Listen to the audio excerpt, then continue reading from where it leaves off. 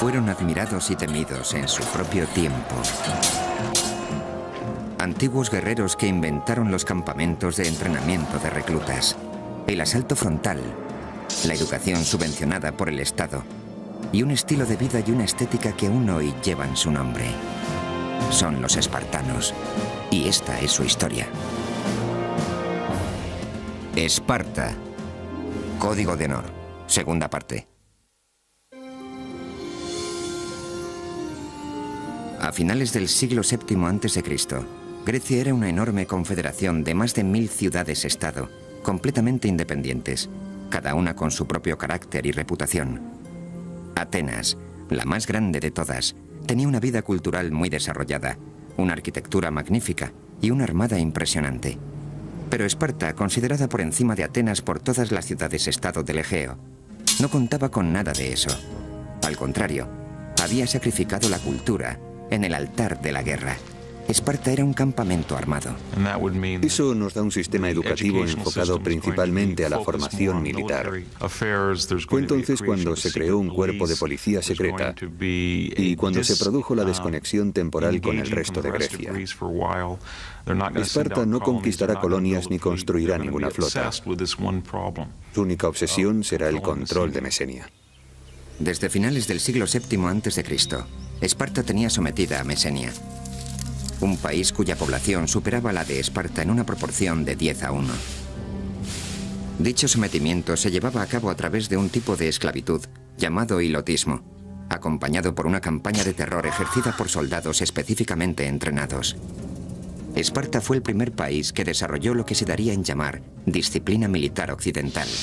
Los conceptos modernos acerca de la instrucción, las marchas, rangos, filas y técnica del asalto por falanges fueron todos inventados por los espartanos.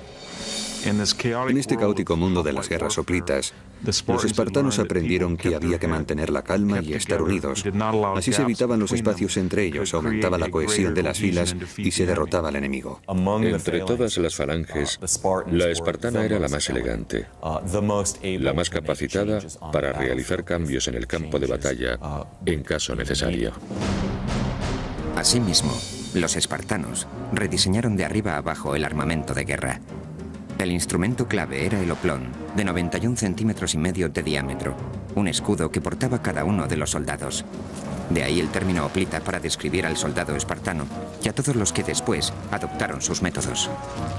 Los soldados, además, iban armados con lanzas de 2 metros de largo, una segunda espada, un pesado casco con 2 pequeñas aberturas para poder ver y una armadura de bronce. Con lo que el ensamblaje completo, o panoplia, podía llegar a pesar casi 32 kilos. En este punto puede parecer ridículo que en pleno verano hombres que no medían más de unos 70 y pesaban entre los 55 y los 59 kilos pudieran cargar con la mitad de su peso. ¿Cómo lo conseguían? A través de un sistema de rituales que determinaba una batalla entera mediante un choque de media hora entre ciudades-estado vecinas. Por lo que se cuenta, los espartanos dominaban este arte de guerra mejor que nadie. Las batallas se decidían mediante tácticas rápidas, definitivas y mortales, basadas en el trabajo en equipo y en la agilidad. Pero durante casi más de 100 años, este arte de guerra fue más una teoría que una realidad. Sin embargo, a partir del siglo VI a.C., los espartanos dejaron de conformarse con haber conquistado y sometido a los mesenos. Volvieron entonces la vista al norte, a la ciudad-estado de Tegea, para expandir su territorio en esa dirección.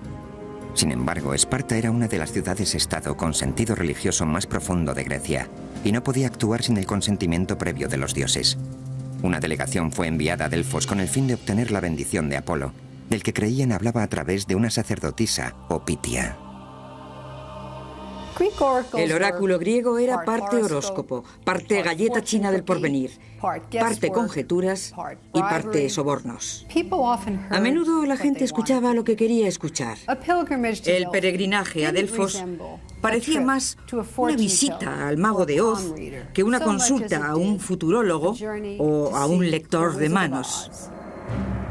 Alrededor del año 560 a.C., los espartanos invadieron Tegea. Aquella victoria significó algo más que tan solo ganar una guerra. A partir de entonces, Tegea, en lugar de en enemiga, se convirtió en aliada y probablemente en una de las primeras de una serie de alianzas que se expandieron por la mayor parte del Peloponeso e incluso más allá de él. A finales del siglo VI a.C., la intimidante máquina espartana había convencido a numerosas ciudades-estado del Peloponeso para que se unieran a ella. Esta poderosa alianza se conoció como la Liga del Peloponeso, y Esparta fue su líder. El objetivo consistía en crear una fuerza que hiciera frente a Atenas, no tanto para tomar la potente ciudad-estado como para evitar tener que luchar contra ella. Es algo lógico. Si cuentas con una superioridad militar absoluta y con la reputación como potencia militar absoluta, puedes evitar los enfrentamientos. Esta era la política espartana. Trataban de evitar los conflictos a toda costa porque eran conscientes de que siempre que se luchaba, existía el riesgo de perder. Pero la inminente amenaza proveniente desde el este obligaría a Esparta a salir de su mundo de aislamiento. Persia, gobernada por Darío I, comandaba el imperio más grande que el mundo antiguo hubiera conocido hasta el momento. Entre sus conquistas se contaban muchas ciudades-estado griegas, incluidas las de Jonia. Sin embargo, después de varias décadas de opresión política y fiscal persa, los jonios iniciaron la rebelión. En el año 499 a.C., enviaron una delegación para que se reuniera con el rey de Esparta, Cleómenes, quien se negó a atender a los jonios, decisión que desencadenó una serie de acontecimientos que cambiaron el curso de la historia. Pero no todos los griegos compartían la claridad de visión de Cleómenes. Los ateneos fueron persuadidos por los jonios para que enviaran apoyo a los revolucionarios. A pesar de la ayuda de Atenas, el poderoso imperio de Darío I derrotó a los jonios. Y los persas no perdonarían nunca el apoyo de Atenas a los rebeldes. Tras haber aplastado el levantamiento, los persas empezaron a pensar en serio acerca de aquellos advenedizos del oeste que habían osado entrometerse en lo que para Persia era, a todos los efectos, un asunto interno. Entretanto, Cleómenes se embarcaba en una cruel campaña de anexión de las ciudades-estado vecinas con el objetivo de reforzar y expandir la Liga del Peloponeso. La acusación más atroz formulada contra él fue la de haber llevado durante el ataque a Argos a unos 6.000 hoplitas argivos, según sus propias palabras, a un bosque sagrado y después ordenar a los hilotas, no olvidemos que los hilotas no eran espartanos, que prendieran fuego al bosque. Con lo que esos 6.000 argivos murieron torturados. Cuando Cleómenes volvió a Esparta fue juzgado por estos hechos. Los cargos eran muy graves y ni el rey estaba exento de responder ante la ley espartana. Cleómenes se enfrentaba a la posibilidad del exilio. Lo que resultaba inaceptable era que se tratara de otra ciudad griega, de un bosque sagrado, porque el engaño equivalía en este caso a prácticamente un sacrilegio. Sin embargo, sobrevivió. Vivió para luchar otro día más, pero sus circunstancias no dejaron de ser sospechosas. En un intento de evitar su propio exilio, Cleómenes tenía que eliminar las fuerzas que se oponían a él dentro del gobierno. Eso significaba acabar con la competencia, es decir, con el otro rey de Esparta, de Marato. Para conseguirlo, Cleómenes sobornó al oráculo de Delfos para que declarara ilegítimo al rey de Marato. Este fue inmediatamente depuesto y condenado al exilio. Pero la trama de Cleómenes no tardaría en descubrirse, con lo que él también acabó exiliado. Cuando Cleómenes regresó, con el tiempo, sufrió una horrible muerte que él mismo se infligió. La versión más extrema de los acontecimientos cuenta que se suicidó descuartizándose a sí mismo desde los pies hasta llegar a los órganos vitales.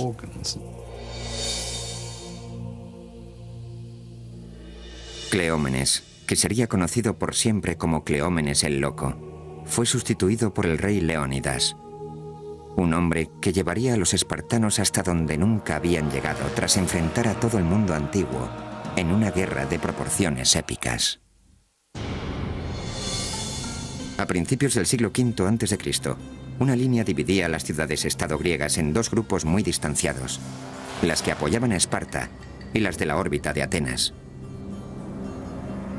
Mientras Esparta trataba de mantener su política de evitar a toda costa la guerra, Atenas empezaba a prepararse para la posibilidad de un enfrentamiento con los persas. Corrían noticias de que Darío I de Persia estaba ávido por castigar a los atenienses por haber apoyado el levantamiento frustrado de los jonios en el 499. Darío nunca olvidó aquello, nunca olvidó la humillación. De hecho, entre los griegos reinaba la convicción de que Darío tenía un esclavo que le susurraba constantemente al oído: Señor, no perdone a los atenienses. En agosto del año 490 a.C., Darío I formó una pequeña flota de barcos cargados con tropas para atacar a los atenienses. La expedición persa se aproximaba a Maratón, en la costa nororiental de Ática. El tamaño y el equipamiento de la flota persa superaba con creces lo que creían tener los atenienses. Cuando los atenienses se dieron cuenta de que los persas se acercaban de verdad y de que estaban a punto de desembarcar en Maratón, enviaron a un mensajero a Esparta. El carácter de las relaciones entre esta y Atenas había ido variando, a veces amistoso, a veces lo contrario. Pero los atenienses reconocían que Esparta era la potencia militar más importante de Grecia. Según cuenta la historia, el mensajero recorrió 225 kilómetros en 2 días, solo para que los espartanos acabaran contestando que enviar tropas suponía interrumpir las fiestas cárneas, una ceremonia sagrada dedicada a Apolo. Esparta prometió enviar refuerzos cuando las fiestas hubieran acabado, 10 días después. Los atenienses tuvieron que hacer uso de todas sus fuerzas. Enviaron todos los hombres disponibles, unos 9.000 efectivos de infantería armados al completo, que se cuadraron ante las tropas persas, seguramente 2 o 3 veces más numerosas que ellos, en la llanura de Maratón. Durante varios días, atenienses y espartanos se vigilaron desde la distancia al calor del sol de agosto. Al final, cuando empezaron a avistarse los refuerzos espartanos, el general Miltíades ordenó un ataque sorpresa sobre el enemigo. El ejército persa quedó hecho jirones. Los equipados hoplitas atenienses demostraron ser más de lo que los hombres de infantería persas, solo ligeramente armados, podían asimilar. La masacre fue irremediable. A todo esto, los atenienses habían enviado otro mensajero de nuevo a Atenas para anunciar su victoria. Tras la heroica victoria conseguida por los atenienses, llegó por fin una tropa de refuerzo de 2.000 hoplitas espartanos, pero no había quedado nadie contra quien luchar. Cuando el ejército espartano llegó a Maratón, los atenienses les mostraron satisfechos los cadáveres de los persas a quienes habían abatido con toda facilidad. Eso fue algo que los espartanos recordarían siempre. Mientras tanto, los persas empezaron a tramar su venganza. En el año 486 a.C., Darío I eligió a su hijo, Jerjes, para que lo sucediera. Jerjes planeó minuciosamente una nueva y mucho más elaborada invasión de Grecia, un plan que tardaría años en poner en práctica. Hacia el año 481 o 480 se hizo obvio que Jerjes llevaba unos 4 años movilizando a una enorme fuerza, quizá de unos 250.000 hombres de la flota y del ejército de tierra, para incurrir en Grecia bien preparados. Ante esto, los espartanos, los atenienses y otro pequeño contingente de ciudades-estado se reunieron para programar un contraataque. Debatieron ampliamente la estrategia, antes de acabar nombrando al almirante espartano Euribíades para comandar tanto las fuerzas de tierra como las navales. Por un lado, los espartanos eran muy arrogantes. Se decían a sí mismos: si los peleles de los atenienses pudieron con los persas en Maratón, ¿qué no podremos hacer los espartanos? Por otro, los más cultivados pensaban: no hay por qué temer a los persas, porque aunque sean muchos, no son soldados de infantería especialmente destacables, mientras que nosotros somos los mejores del mundo. En la primavera del año 480 a.C., todo estaba ya preparado. Los persas, por su parte, habían reunido 46 contingentes regionales bajo el comando de 30 generales para la invasión de Grecia. A la cabeza de todos, Jerjes, conocido tanto por amigos como por enemigos como el Gran Rey. La enorme fuerza estaba compuesta por unos 200 o 300.000 soldados.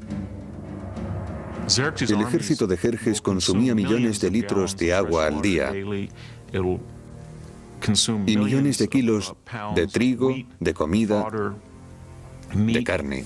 En el mar, unos 750 barcos de guerra llamados triremes fueron flanqueados por varios cientos de barcos de abastecimiento. La vasta armada persa se movía al tiempo que lo hacían las tropas de tierra. Se trataba de una maquinaria de guerra de potencia sin precedentes que requería de una planificación y una ejecución magistrales para cada acción. La dependencia que existía entre la armada persa y su ejército de infantería es un factor clave a la hora de analizar estas guerras. El ejército tenía que mantener el contacto con la armada, porque ésta garantizaba la seguridad de los barcos de abastecimiento. Los griegos, acostumbrados a librar batallas en las que participaban un máximo de unos pocos miles de hombres, iban a tener que enfrentarse a una interminable riada de tropas enemigas. Después de mucho debatir acerca de lo que se debía hacer, decidieron apostarse en las Termópilas, en el pintoresco enclave conocido como las Puertas Candentes, por los cercanos lagos de sulfuro en ebullición. Las Termópilas eran la puerta de entrada al sur. En el 480 a.C., el paso de las Termópilas tenía unos 15 metros de anchura, con lo que constituía un punto capaz de neutralizar la enorme ventaja numérica de Jerjes. Creo que todo el mundo comprendió perfectamente lo que pasaba y entendieron que había que oponer resistencia, porque de no hacerlo, el problema no sería que los persas cruzaran este paso en particular,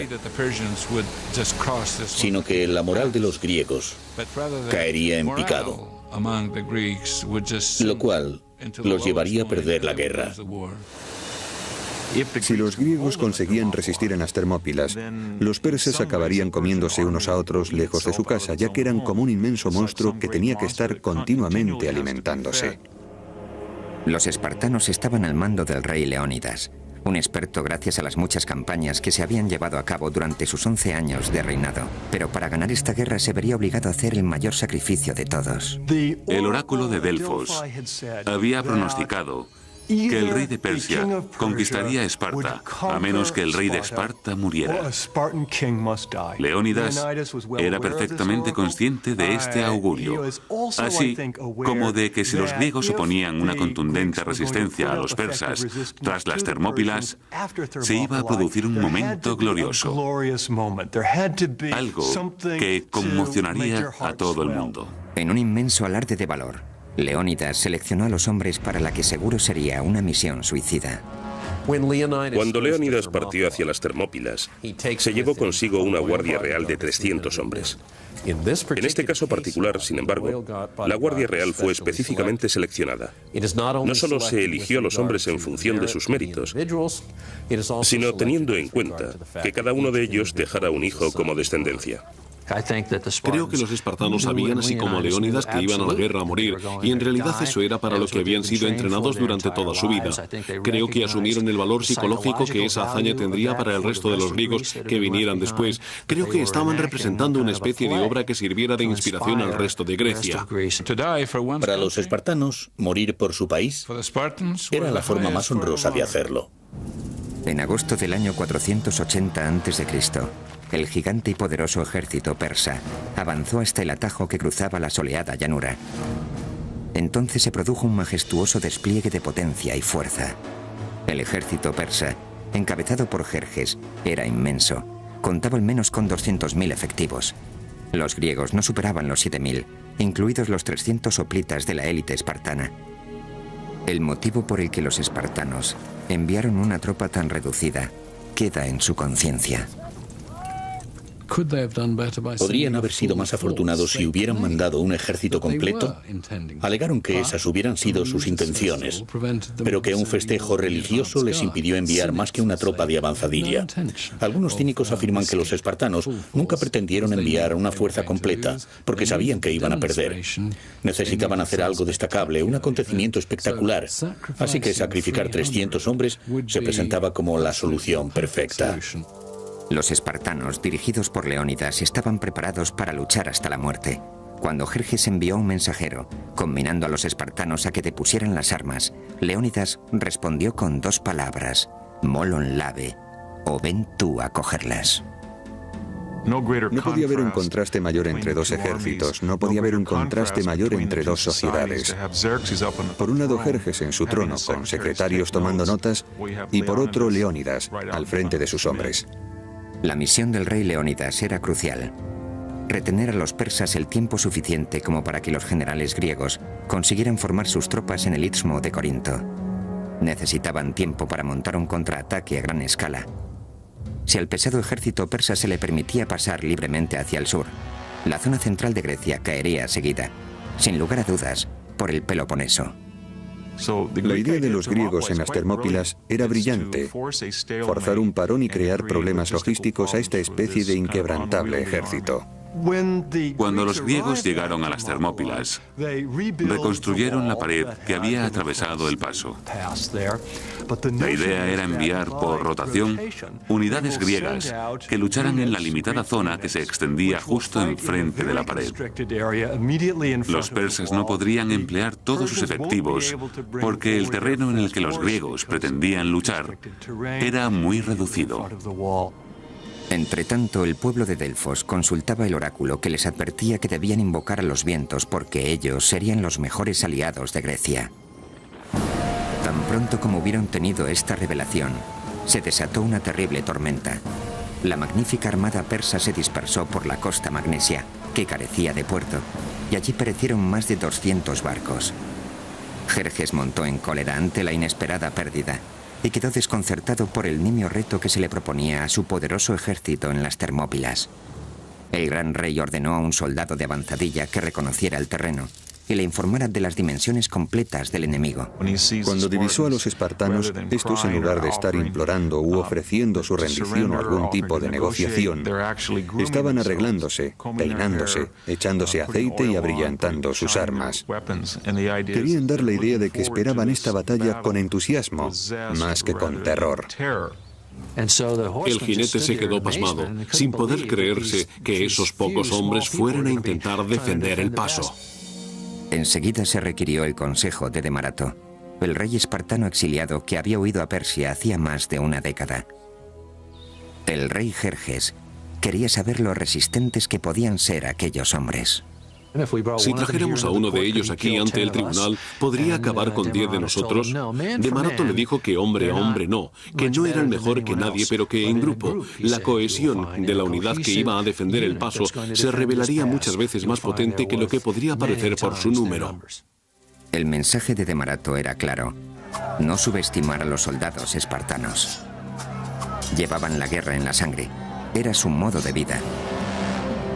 Todo estaba listo. Tanto las fuerzas griegas como las persas se encontraban preparadas para la batalla. Lo que iba a ocurrir después marcaría el futuro de la democracia. Año 480 a.C. El verano toca a su fin. La suerte del mundo occidental está echada. En el estrecho paso de las Termópilas se han formado las líneas de la batalla que enfrentará a Grecia y a Persia. 300 espartanos, junto con sus 7.000 aliados griegos, se han atrincherado y están listos para enfrentarse a un ejército persa de al menos 200.000 efectivos. Para los espartanos se presenta como una misión suicida, pero deben parar a los persas para que Grecia pueda preparar el contraataque. Cuando el rey Leónidas partió para defender el paso de las Termópilas y supo que le esperaba la muerte, su mujer, Gorgo, al despedirse le preguntó si tenía instrucciones para ella. Leónidas le dijo que se casara con un buen hombre y tuviera hijos sanos.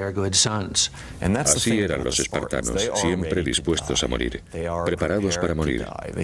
Consideraban que morir en combate por su país era algo verdaderamente glorioso. Así pues, en nombre del honor y de la gloria, los soldados espartanos resistieron desafiantes y serenos, incluso preparados para abalanzarse sobre la inmensa fuerza persa, de cuya presencia les había puesto sobre aviso la avanzadilla de reconocimiento. Les dijo: los arqueros persas son tantos que cuando disparan sus flechas nublan el sol. A lo que otro espartano, Diéquenes, respondió: bueno, pues libraremos la batalla en penumbra. El 18 de agosto del año 480 a.C., 4 días después de haber llegado a las puertas candentes de las Termópilas, los dos bandos se hallaban listos para el combate. El aplastante número de efectivos persas les permitió contar con toda la seguridad que un ejército podía desear. Pero las tropas bronce y carmesí espartanas se erguían desafiantes, dispuestas a luchar. Normalmente conocemos formaciones de 8 filas. El motivo que lo justifica es que las primeras 2 o 3 filas luchan porque las lanzas son muy largas. Sin embargo, la función de las filas de atrás consiste tan solo en empujar a las de delante. Así que la cohesión y el empuje de las filas de atrás resultan absolutamente tan cruciales como la destreza y la valentía de los hombres del frente. Pronto los persas se dieron cuenta de que su aparente ventaja numérica no era tal en la práctica. Una vez que se ha asumido que no es posible maniobrar y que los jinetes persas no van a poder hacer nada, entonces ya tienes el embudo. Sabes que has empujado a toda esa gente hacia un cuello de botella. Los persas tuvieron que atravesar el bronce y el hierro, cosa que nunca antes habían hecho. Los cortaron a pedazos. En los estrechos confines del paso, el pesado armamento griego, sus largas y afiladas lanzas y sus enormes escudos demostraron ser bastante eficaces contra el armamento ligero y las cortas lanzas de los persas. Fue algo escabroso. La gente gritaba, defecaba, orinaba, caía al suelo derribada, era pisoteada. Las lanzas iban rompiéndose. La batalla se convirtió en una auténtica carnicería. La falange griega era prácticamente impenetrable, y nada más caer la tarde, el campo de batalla ya parecía el infierno. Todo el paso estaba cubierto de cadáveres, y los espartanos no mostraban síntomas de desfallecimiento. La falange espartana funcionaba casi como un cuerpo de ballet, con esa agilidad de acción, esa habilidad para ejecutar con rapidez las decisiones en el campo de batalla y para moverse como una unidad. Estas eran algunas de las cosas que hacían de los espartanos unos soldados tan formidables. Jerjes estaba decidido a destruir la falange espartana y a detener el baño de sangre. Ordenó a sus guardaespaldas personales, conocidos como los inmortales, que participaran en la lucha. Solo ellos contaban con armas capaces de hacer frente al armamento pesado de los griegos, pero no fue suficiente. Un enfrentamiento salvaje dejó a las tropas de élite del rey completamente destrozadas. Viendo cómo un velo de muerte se cernía sin piedad sobre ellos, tuvieron que detener la lucha y retirarse. La mentalidad y la ideología hoplitas puede resumirse en una sola frase: mantenerse firme o mantener la posición. La aportación de los espartanos es esa solidez, ese ser fuertes como una roca. Al caer la noche, Jerjes abandonó el combate. Su bestia colosal cayó de rodillas. Las pérdidas persas se contaban por miles. A través de la llanura ensangrentada, los griegos atendían a sus víctimas mucho menos numerosas. Leónidas caminaba entre los muertos, perfectamente consciente de que en cuestión de horas sus hombres correrían la misma suerte.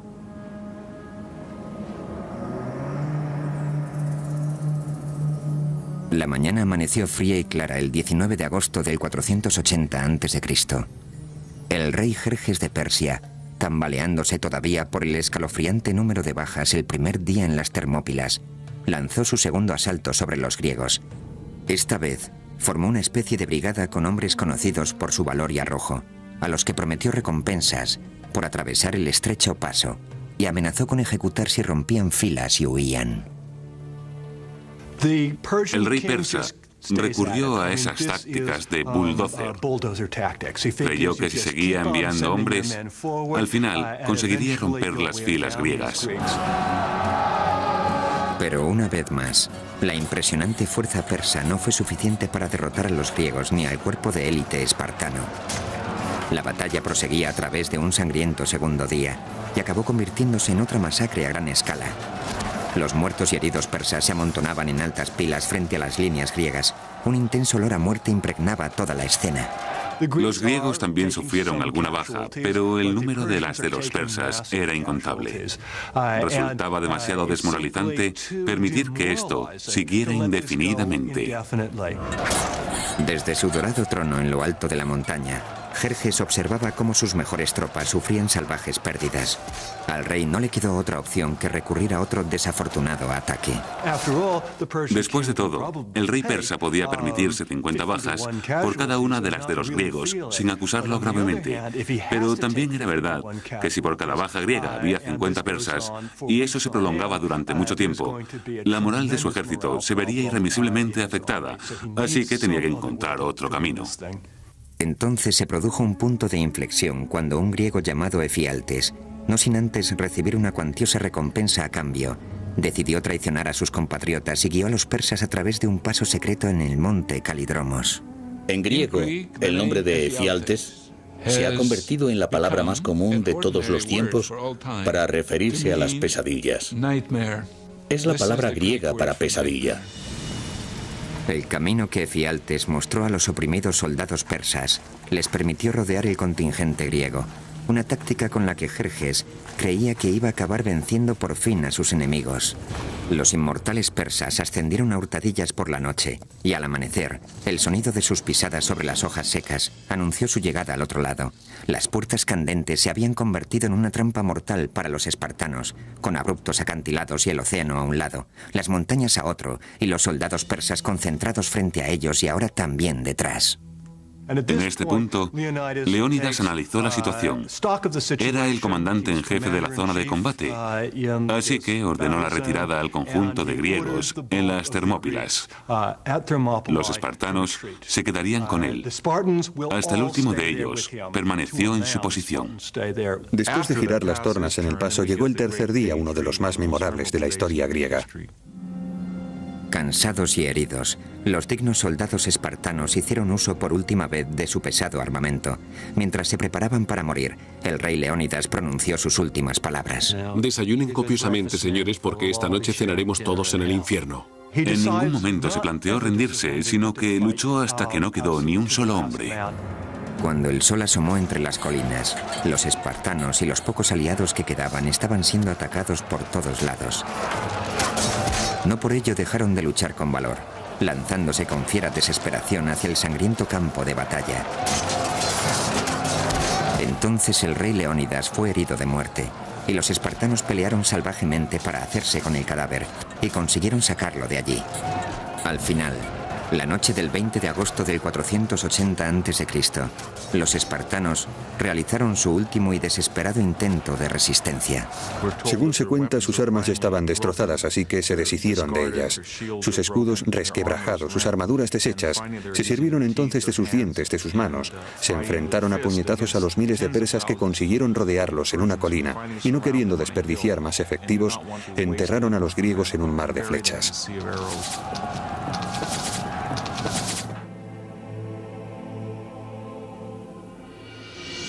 A primera hora de la tarde, todo había acabado.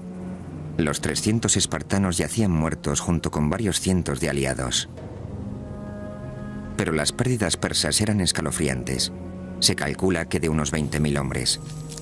Empuñando por fin la victoria, Jerjes inspeccionó el campo de batalla. Entonces encontró el cuerpo del rey Leónidas, que estaba escondido. Lo decapitó y clavó la cabeza en un poste para que todo el mundo la viera.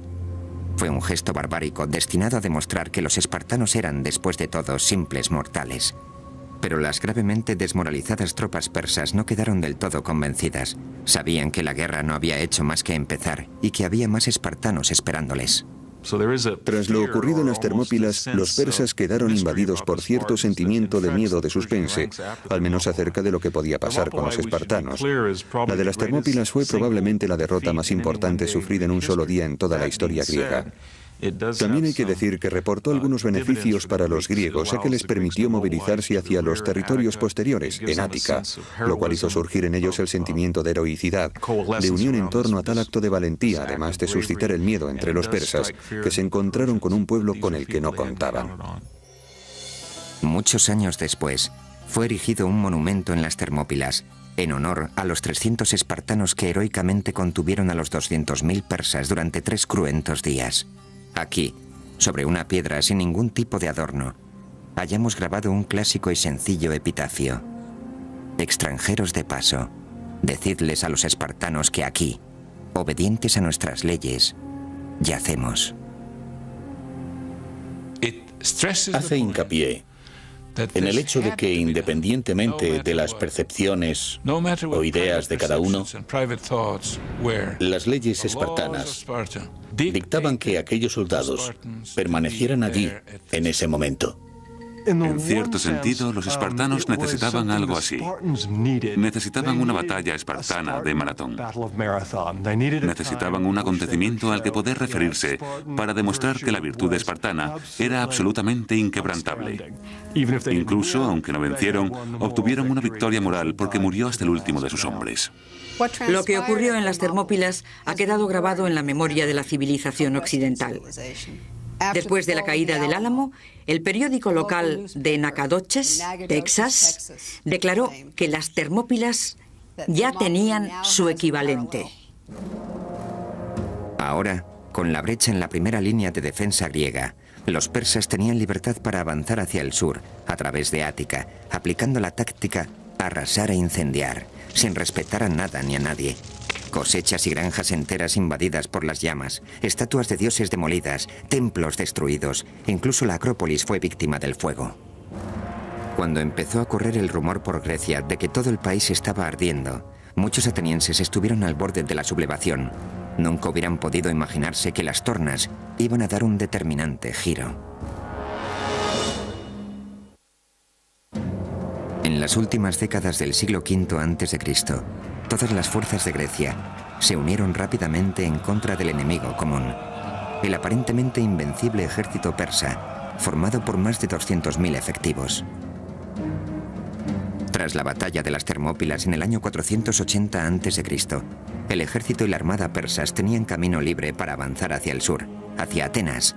La moral griega aparecía por los suelos y la derrota inminente. Entonces decidieron confiar en un astuto y respetado comandante ateniense llamado Temístocles. Y el poderoso comandante decidió evacuar el interior del país y trasladar al pueblo a la isla de Salamina, confiando la esperanza de Grecia en una batalla naval. Entonces los atenienses determinaron abandonar su territorio con la intención de evitar enfrentarse a los persas en una especie de batalla a la desesperada en tierra. Sin embargo, más que abandonar su territorio, lo que hicieron fue enviar a las mujeres y a los niños a campos de refugiados al sur de Grecia, tras la muralla del Istmo, y enfocar todas sus expectativas en su armada. Bajo la oscuridad de la noche, la armada griega se embarcó hacia la bahía de Salamina, a unos 97 kilómetros al sur por la costa. Debido a su estrecho canal, Temístocles estaba convencido de que Salamina constituía un punto ideal para contrarrestar la superioridad numérica y la gran movilidad de la flota persa. Temístocles era consciente de que si batían a la armada persa, vencerían la guerra, o al menos darían un gran paso en esa dirección porque el ejército persa dependía significativamente de su armada. La armada griega estaba en posición. Temístocles diseñó una inteligente táctica para llevar al rey Jerjes a dar un paso fatal. Temístocles le envió un esclavo que le dijo que el rey quería ser su amigo, que había visto la luz y que para demostrarlo le informaba de que si atacaba en ese momento podría capturar a toda la flota griega. En una carta entregada por un esclavo, Temístocles explicaba los planes para el abandono griego de Salamina, que se llevaría a cabo al cobijo de la noche del día siguiente. Jerjes creyó que era su gran oportunidad. Después de todo, ya tenía experiencia con los traidores. Efialtes había aparecido en el momento justo en las Termópilas y ahora aparecería otro, Temístocles. Convencido de que la armada griega estaba sumida en el caos más absoluto, Jerjes decidió que era el momento justo para atacar. Y así lo hizo. Jerjes lanzó la flota persa contra la griega en las estrechas aguas que rodean Salamina. Es decir, hizo justo lo que Temístocles esperaba. Temístocles conocía estas aguas a la perfección y había colocado su flota de manera que la estrechez pudiera servirle de ventaja. Asimismo, sabía perfectamente cuándo el viento iba a soplar por detrás de ellos y con ello el momento en el que podrían cargar con más eficacia. Entonces, cuando los persas se abalanzaron sobre ellos, los griegos atacaron también con sus barcos. Creo que esta constituyera la batalla naval más importante con respecto al número de efectivos de la historia de la civilización occidental. Mientras la flota griega avanzaba como un pulpo gigantesco desde su guarida de rocas, el rey Jerjes se encontraba a salvo en su trono dorado en las alturas del monte Egeleo. Para cuando se quiso dar cuenta de que su poderosa vanguardia estaba atrapada, tenían la soga echada al cuello. La ventaja numérica de los persas, 400 trirremes frente a los 300 griegos, quedó neutralizada por los reducidos estrechos. Todo el contingente quedó atrapado rápidamente en una especie de tapón. Los barcos persas fueron privados de su capacidad de maniobra. Una vez que consiguieron convertir la batalla en una embestida y hacer algunas incursiones, la flota persa, que ahora perecía ahogada, se convirtió en su mejor aliada. Los barcos griegos enviaron marinos, hoplitas, que saltaban de barco en barco, dejando tras ellos una estela de sangre. Probablemente el índice de bajas de esta sea el más grande que se haya producido en una única batalla naval en toda la historia. El número de persas que se ahogaron en la costa de Ática ascendería hasta los 60.000. Fue un desastre sin precedentes para los persas y una victoria rotunda para los griegos. Los cadáveres y los restos de los barcos no dejaban ver el agua. Los persas perdieron unos 200 barcos, mientras que los griegos solo unos 40. Jerjes estaba encolerizado y humillado. Como resultado de la batalla de Salamina, Jerjes y todo su ejército tuvieron que salir de Grecia. Era imposible dejar a su ejército en Grecia a menos que pudiera garantizar su reabastecimiento. Con la pérdida del control en el mar, la pérdida de dominio sobre el agua, resultaba muy arriesgado. Así que tuvo que evacuar al grueso de su ejército. Pero el primo de Jerjes, el general Mardonio, fue designado personalmente para dirigir la guerra en Grecia. Con una fuerza de primera formada por 30.000 hombres, Mardonio se trasladó hacia el norte, hacia Tesalia, donde contaban con suministros suficientes para que sus hombres sobrevivieran al invierno. Entretanto, volvía a surgir el recelo entre Atenas y Esparta. Los atenienses, que sufrieron el mayor número de bajas en las batallas navales, esperaban un quid pro quo por parte de los famosos soldados hoplitas espartanos y querían que lanzaran un asalto en tierra contra los persas. Mardonio supo de las profundas desavenencias que separaban a su enemigo e intentó aprovecharse de ellas. Uno de los vasallos de Jerjes, un rey macedonio, fue enviado a informar a atenienses y espartanos de que si se iban sin más, Jerjes los trataría con dignidad. Los atenienses, creyendo que así obligarían a Esparta a movilizar su máquina militar al completo, consideraron el trato. Los atenienses dejaron que a Esparta llegara la velada amenaza de que si no venían para defender Ática, si no se movían hacia Beocia, ellos se rendirían. O peor, los atenienses insinuaron lo impensable, una alianza con Persia. En este punto, los impasibles y escurridizos embajadores espartanos decidieron que el juego de ajedrez político debía terminar. Los griegos se unirían para librar la batalla definitiva contra Persia, cerca de la ciudad de Platea. Tenían que ir todos en la misma dirección. Fue entonces cuando el liderazgo espartano saltó a primer plano. Los espartanos estaban ahora bajo las órdenes no de un rey, sino de un regente, Pausanias. En el verano del 479 a.C., las fuerzas persas habían visto su número reducido en más de 50.000 efectivos. Hacia el sur, Esparta movilizó a 5.000 de sus mejores soldados y Atenas contribuyó con una tropa adicional de unos 8.000. Entonces, los espartanos armaron a 35.000 hilotas mesenos, ofreciéndoles la libertad a cambio de su arrojo en el campo de batalla. Pausanias parecía tener una capacidad nata para organizar. Tenía mucha visión militar y algo quizá más importante, un sentido único para mantener unido de manera diplomática a este inmenso ejército en conflicto interno constante que era la fuerza griega.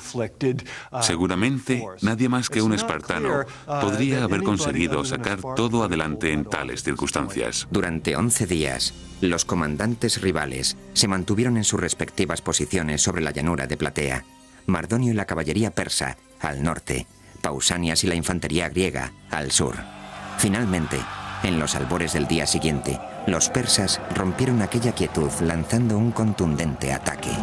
La caballería persa tenía capacidad para infligir verdaderos daños iniciales sobre las fuerzas griegas. Los griegos se vieron obligados a volver a desplegar sus tropas. Aunque los 5.000 hoplitas espartanos solo suponían el 10% de la fuerza aliada, su disciplina, su resistente armadura y sus afiladas lanzas hacían que su presencia fuera abrumadora. Creo que una vez que los persas decidieron atacar a la infantería sobre la llanura de Platea, no había más que Mardonio o lo que el más alto mando persa pudiera hacer, porque al final iba a ser una cuestión de hombres con barras de mimbre y lino intentando cargar contra filas de lanzas. Y no había ejército en el mundo capaz de hacerlo a excepción del espartano. La feroz contienda crecía en intensidad, y los espartanos, armados hasta los dientes, convirtieron el campo de batalla en un reguero de sangre. Los persas fueron descuartizados como ganado. Los espartanos constituyeron la clave del éxito griego en la batalla de Platea. Fue una batalla hóplita, y los espartanos contaban con el ejército hóplita más potente de Grecia. Lucharon con todas sus fuerzas.